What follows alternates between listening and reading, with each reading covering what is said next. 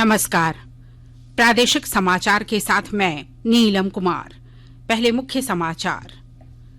प्रधानमंत्री नरेंद्र मोदी आज 11 बजे आकाशवाणी से मन की बात कार्यक्रम में देश विदेश के लोगों से अपने विचार साझा करेंगे। राज्य में पंचायत चुनाव के पहले चरण के नामांकन की अवधि खत्म। स्क्रूटनी 25 और 26 अप्रैल को, प्रत्याशियों को 29 अप्रैल को मिलेगा चुनाव चिन्ह। पहला लता दीनानाथ मंगेशकर पुरस्कार आज प्रधानमंत्री नरेंद्र मोदी को प्रदान किया जाएगा। मौसम विभाग ने जारी की चेतावनी, राज्य में 2 से 4 डिग्री तक बढ़ेगा तापमान, कई जिलों में चलेगी लू। और फीफा अंडर 17 के लिए भारतीय महिला कैंप में झारखंड की 7 फुटबॉलरों का हुआ चयन। अब समाचार विस्तार से। प्रधानमंत्री नरेंद्र मोदी आज दिन के 11 बजे आकाशवाणी से मन की बात कार्यक्रम में देश विदेश के लोगों से अपने विचार साझा करेंगे। यह इस मासिक रेडियो कार्यक्रम की 88वीं कड़ी होगी। आकाशवाणी और दूरदर्शन के समूचे नेटवर्क पर इसका प्रसारण होगा। आकाशवाणी समाचार की वेबसाइट और न्यूज ऑन मोबाइल ऐप पर भी कार्यक्रम उपलब्ध रहेगा। आकाशवाणी समाचार, दूरदर्शन समाचार, प्रधानमंत्री कार्यालय तथा सूचना और प्रसारण मंत्रालय के यूट्यूब चैनलों पर भी इसका सीधा प्रसारण होगा। आकाशवाणी से हिंदी प्रसारण के तुरंत बाद मन की बात कार्यक्रम क्षेत्रीय भाषाओं में भी प्रसारित होगा। क्षेत्रीय भाषाओं में इसे रात 8 बजे फिर सुना जा सकता है। राज्य में पंचायत चुनाव के पहले चरण के नामांकन की अवधि कल समाप्त हो गई। 22 अप्रैल तक 21 जिलों में कुल 16,757 पदों के लिए 28,723 लोगों ने नामांकन किया था। पहले चरण के लिए नामांकन स्क्रूटनी 25 और 26 अप्रैल को होगी। 29 अप्रैल को प्रत्याशियों को चुनाव चिन्ह आवंटित किया जाएगा। इस चरण के लिए 14 मई को वोट डाले जाएंगे। इस चरण में ग्राम पंचायत सदस्य के 14,079, मुखिया के 1,127, पंचायत समिति सदस्य के 1,405 और जिला परिषद सदस्य के 146 पदों के लिए मतदान होगा। प्रधानमंत्री नरेंद्र मोदी आज शाम मुंबई में मास्टर दीनानाथ मंगेशकर स्मृति संस्थान के समारोह में शामिल होंगे। इस अवसर पर प्रधानमंत्री को पहले लता दीनानाथ मंगेशकर पुरस्कार से सम्मानित किया जाएगा। ये पुरस्कार भारत रत्न लता मंगेशकर की याद में दिया जा रहा है। सुर साम्राज्ञी लता मंगेशकर का इस वर्ष फरवरी में निधन हो गया था। पुरस्कार की घोषणा करते हुए मास्टर दीनानाथ मंगेशकर स्मृति प्रतिष्ठान ने कहा कि श्री मोदी अंतर्राष्ट्रीय राजनेता हैं। उन्होंने विश्व पटल पर देश का कुशल नेतृत्व किया है। सूचना और प्रसारण मंत्री अनुराग सिंह ठाकुर ने कहा है कि सरकार देश में स्वयंसेवी संस्कृति को बढ़ावा देने के लिए एक केंद्रीयकृत प्लेटफॉर्म शुरू करेगी। श्री अनुराग ठाकुर ने कहा कि सरकार एकीकृत पोर्टल बनाने के लिए काम कर रही है, जिस पर नागरिक अपनी पसंद के क्षेत्र के लिए स्वयंसेवी के रूप में पंजीकरण करा सकते हैं। केंद्र सरकार ने मार्च 2024 तक प्रधानमंत्री भारतीय जन औषधि केंद्रों की संख्या बढ़ाकर 10,000 करने का लक्ष्य तय किया है। रसायन और उर्वरक मंत्रालय ने कहा कि सरकार ने 26 राज्यों, 2 और केंद्र शासित प्रदेशों के 3,579 खंड में जन औषधि केंद्र खोलने के लिए आवेदन आमंत्रित किए हैं। योजना के अंतर्गत देश के 739 जिले कवर किए गए हैं और पिछले महीने तक 8,610 जन औषधि केंद्र खोले गए हैं। मंत्रालय ने कहा कि इस योजना से आम लोगों के लगभग 15,000 करोड़ रुपए की बचत हुई है। देश में अब तक 187 करोड़ 65 लाख कोविड रोधी टीके लगाए जा चुके हैं। स्वास्थ्य और परिवार कल्याण मंत्रालय ने बताया कि कल 17 लाख से अधिक टीके लगाए गए। 12 से 14 आयु वर्ग के 2 करोड़ से अधिक बच्चों को अब तक वैक्सीन डोज लग चुकी है, जबकि 2 करोड़ 66 लाख से अधिक एहतियाती डोज पात्र श्रेणी के लोगों को लगाए गए हैं। गिरिडीह जिला प्रशासन कोरोना की चौथी संभावित महामारी से निपटने के लिए पूरी तरह से तैयार है। विस्तृत ब्यौरे के साथ हमारे गिरिडीह संवाददाता।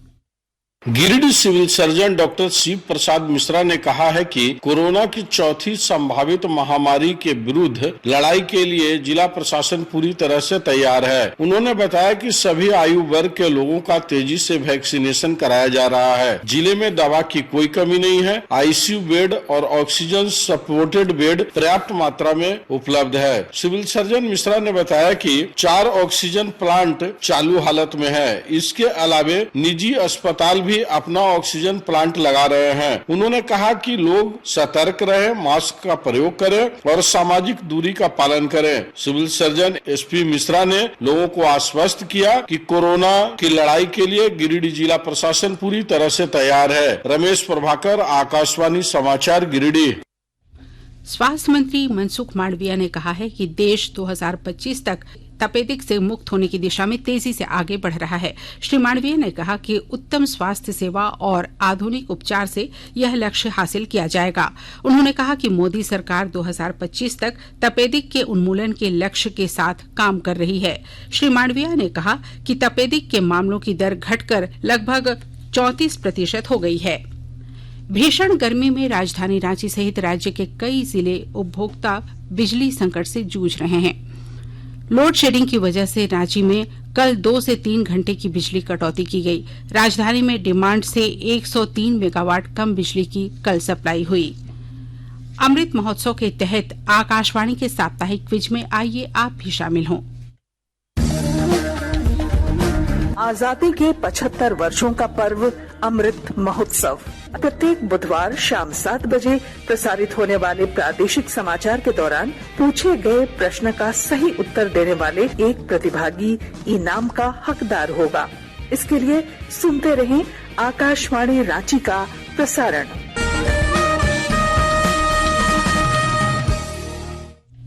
सूचना और प्रसारण मंत्रालय ने निजी टीवी चैनलों को सलाह दी है कि वे झूठे दावे न करें और अपवादजनक शीर्षकों का इस्तेमाल न करें। मंत्रालय ने चैनलों से केबल टेलीविजन नेटवर्क नियामक अधिनियम के प्रावधानों का अनुपालन करने को कहा है। मंत्रालय ने कहा है कि हाल में कई सैटेलाइट टीवी चैनलों ने घटनाओं की इस प्रकार कवरेज की जो अप्रमाणित, भ्रमित करने वाली और उत्तेजित करने वाली थी। उन्होंने सामाजिक रूप से अस्वीकार्य भाषा और टिप्पणियों का भी इस्तेमाल किया।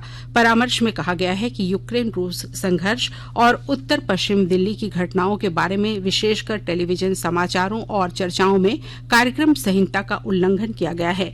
मंत्रालय ने यूक्रेन रूस संघर्ष के मामले में पाया है कि चैनलों ने अपवादजनक शीर्षक दिए और दर्शकों को उकसाने के लिए मनगढ़ंत और अप्रमाणित दावे पेश किए। आकाशवाणी के ताजा तरीन समाचारों के लिए आप हमारी वेबसाइट newsonair.com पर लॉग ऑन कर सकते हैं।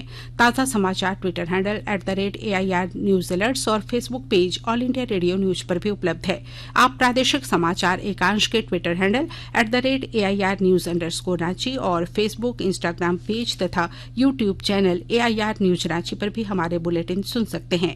प्रादेशिक समाचार आप आकाशवाणी रांची से सुन रहे हैं और अब पेश है कोरोना से बचाव के कुछ संदेश। कोविड-19 से बचाव और सुरक्षित रहने के 3 उपाय। मास्क लगाएं, 2 गज दूरी है जरूरी, सुरक्षित दूरी रखें, हाथ और मुंह साफ रखें।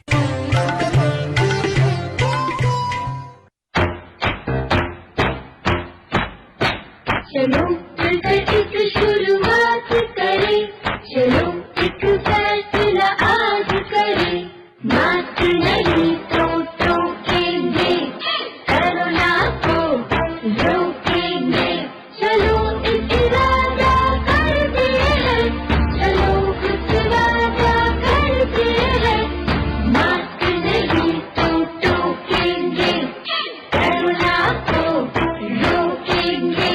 भारत सरकार द्वारा जनहित में जारी। प्रादेशिक समाचार में आपका एक बार फिर से स्वागत है। मौसम विभाग ने पूर्वानुमान कर बताया है कि राज्य के विभिन्न जिलों में अगले 2 दिनों में 2 से 4 डिग्री सेल्सियस तापमान में वृद्धि हो सकती है। मौसम विभाग ने चेतावनी जारी की है कि 26 और 27 अप्रैल को गढ़वा, पलामू, चतरा, कोडरमा और गिरिडीह जिले में लू चल सकती है। 25 और 26 अप्रैल को राजधानी रांची का अधिकतम तापमान 40 डिग्री सेल्सियस से अधिक हो सकता है। वहीं 27 अप्रैल को सबसे अधिक गर्मी पड़ने की संभावना है। सरायकेला खरसावां जिले में गांव स्तर पर सुरक्षा के कवरेज का आकलन किया जा रहा है। विस्तृत ब्यौरे के साथ हमारे सरायकेला खरसावां संवाददाता। सरायकेला खरसावां जिले में भारत सरकार के स्वच्छ भारत मिशन ग्रामीण के तहत ODF लेवल 2 का वेरिफिकेशन कार्य प्रारंभ किया गया है। इस वेरिफिकेशन के दौरान गांव स्तर पर स्वच्छता के कवरेज को आकलन किया जा रहा है। जिले में नेहरू युवा केंद्र, के सदस्य, एआरएसएस के वॉलंटियर, जेएसएलपीएस के सक्रिय महिला एवं स्वच्छता ग्राही को मिलाकर कुल 25 टीम तैयार किए गए हैं, जो गांव स्तर पर डोर टू डोर पहुंचकर स्वच्छता का आकलन कर रहे हैं। स्वच्छ भारत मिशन के डिस्ट्रिक्ट कोऑर्डिनेटर गौरांग चंद्र बेरा ने बताया कि वेरिफिकेशन के दौरान खासकर शौचालय के उपयोग के संबंध में जानकारी प्राप्त किया जा रहा है तथा लोगों को शौचालय का उपयोग करने के लिए मोटिवेट भी किया जा रहा है। उन्होंने कहा कि वेरिफिकेशन कार्य 1 माह के अंदर पूरा किया जाएगा। गोलक बिहारी, आकाशवाणी समाचार, सरायकला खरसावां। उपराष्ट्रपति एम वेंकैया नायडू आज बेंगलुरु में खेलो इंडिया विश्वविद्यालय खेल का उद्घाटन करेंगे। कोविड के बाद खेलों का यह सबसे बड़ा आयोजन होगा। उद्घाटन समारोह में केंद्रीय खेल मंत्री अनुराग ठाकुर, कर्नाटक के राज्यपाल थावर चंद गहलोत और मुख्यमंत्री बसवराज बोम्मई भी शामिल होंगे। प्रधानमंत्री नरेंद्र मोदी ने बेंगलुरु में खेलो इंडिया विश्वविद्यालय खेल के आयोजन पर प्रसन्नता व्यक्त करते हुए एक ट्वीट में कहा कि इन खेलों से युवा खेल प्रतिभाओं को विकसित करने में मदद मिलेगी। उन्होंने यह भी कहा कि वे आज शाम खेलों के शुभारंभ पर अपना संदेश साझा करेंगे। उद्घाटन कार्यक्रम में एक्रोबैटिक्स, लेजर शो और कर्नाटक की विरासत तथा परंपराओं को दर्शाने वाली सांस्कृतिक कार्यक्रम प्रस्तुत किए जाएंगे। इस अवसर पर स्मारक डाक टिकट भी जारी किया जाएगा। इस दूसरे खेलो इंडिया विश्वविद्यालय खेल में 200 से अधिक विश्वविद्यालयों के 4,500 से अधिक खिलाड़ी 20 स्पर्धाओं में हिस्सा लेंगे। इस वर्ष 2 नई स्पर्धाएं योगासन और मल्लखंब शामिल की गई हैं। इन खेलों का दूरदर्शन के कई चैनलों, पीआईबी डिजिटल चैनल और आकाशवाणी से सीधा प्रसारण होगा। अक्टूबर 2022 में भारत में होने वाले फीफा अंडर 17 महिला विश्व कप फुटबॉल के लिए भारतीय टीम के संभावित खिलाड़ियों की घोषणा कर दी गई है। टीम में झारखंड की 7 फुटबॉलरों को शामिल किया गया है। इनमें अंजलि मुंडा, सलीना कुमारी, सुधा, अंकिता तिर्की, अष्टम उरांव, पूर्णिमा कुमारी, नीतू लिंडा और अनीता कुमारी शामिल हैं। टीम का कैंप 23 अप्रैल से जमशेदपुर में शुरू हो गया है, जो 31 मई तक चलेगा। कैंप में प्रदर्शन के आधार पर अंतिम रूप से भारतीय टीम का चयन होगा, जो फीफा अंडर 17 विश्व कप फुटबॉल में शामिल होंगी।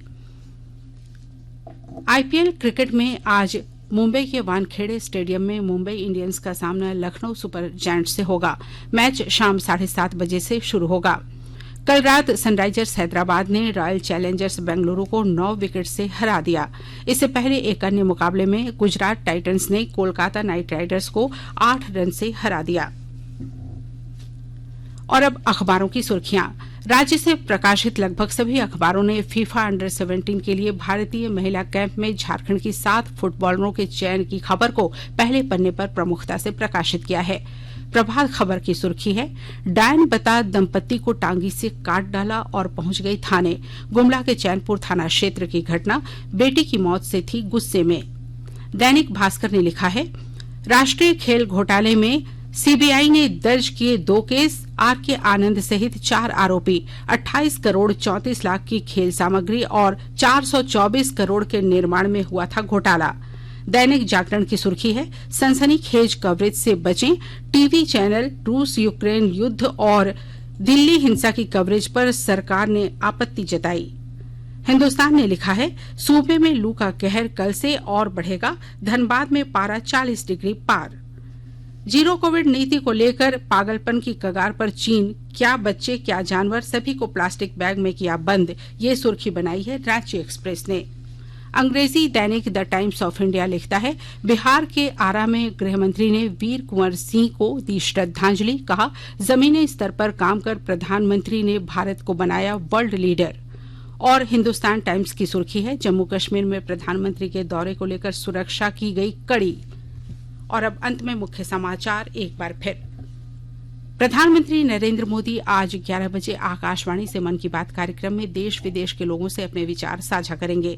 राज्य में पंचायत चुनाव के पहले चरण के नामांकन की अवधि खत्म, स्क्रूटनी 25 और 26 अप्रैल को, प्रत्याशियों को 29 अप्रैल को मिलेगा चुनाव चिन्ह। पहला लता दीनानाथ मंगेशकर पुरस्कार आज प्रधानमंत्री नरेंद्र मोदी को प्रदान किया जाएगा। मौसम विभाग ने जारी की चेतावनी, राज्य में 2 से 4 डिग्री तक बढ़ेगा तापमान, कई जिलों में चलेगी लू। और फीफा अंडर 17 के लिए भारतीय महिला कैंप में झारखंड की 7 फुटबॉलरों का हुआ चयन। इसके साथ ही आकाशवाणी रांची से प्रादेशिक समाचार का यह बुलेटिन समाप्त हुआ। नमस्कार।